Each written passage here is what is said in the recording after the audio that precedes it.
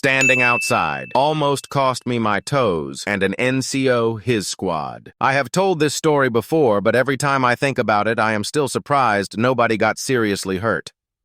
I was stuck in a TRADOC unit at Fort Leonard Wood. Lost in the woods, literally and figuratively. Morale was in the gutter. Leadership was a rotating cast of disasters.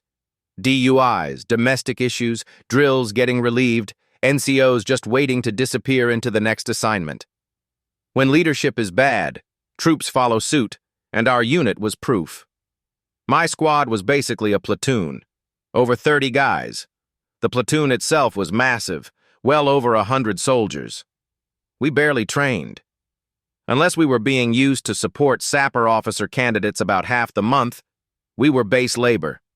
The kind of unit that gets called when someone needs sawdust moved, PT pits refilled, trucks cleaned, or some mystery task that always seems to appear on a weekend. Then we got a new E5. Nobody ever said why he showed up, but everyone assumed he messed something up somewhere else.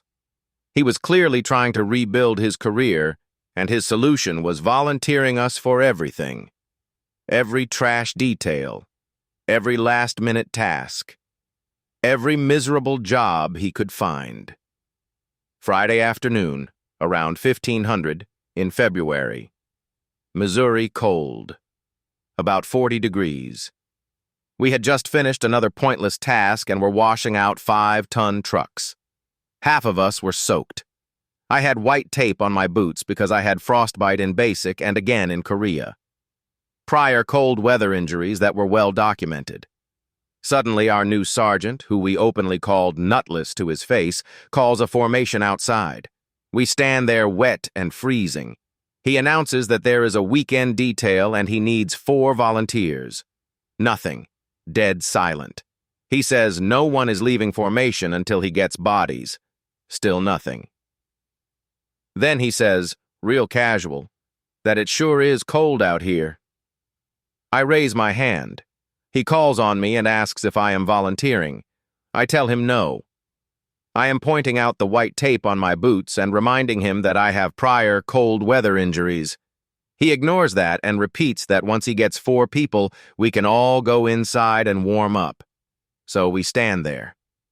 45 minutes pass. Guys are visibly shaking. Finally, he gets tired of waiting and randomly picks 4 names.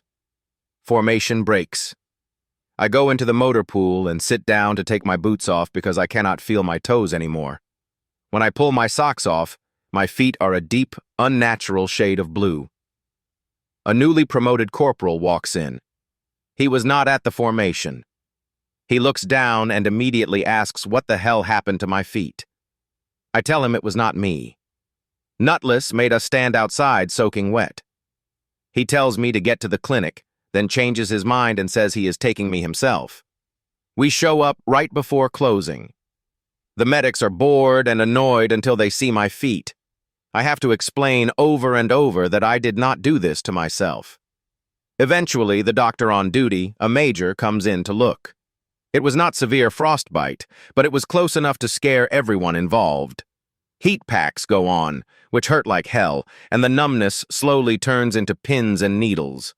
While this is happening, the major goes into his office and starts making phone calls. I do not know who he called, but I could hear him yelling through the walls. He comes back, checks my feet again, confirms there is no permanent damage, and gives me light duty for the weekend. Monday morning comes. No Nutless at PT. Nobody knows where he is. By later that week, word gets around that he has been moved to another company. No speech, no apology, no accountability in front of the formation. Just gone. I did not get seriously injured, but it could have gone much worse. And the part that still sticks with me is how close it came. All because someone wanted to look motivated at the expense of the people under him. That was TRADOC in a nutshell.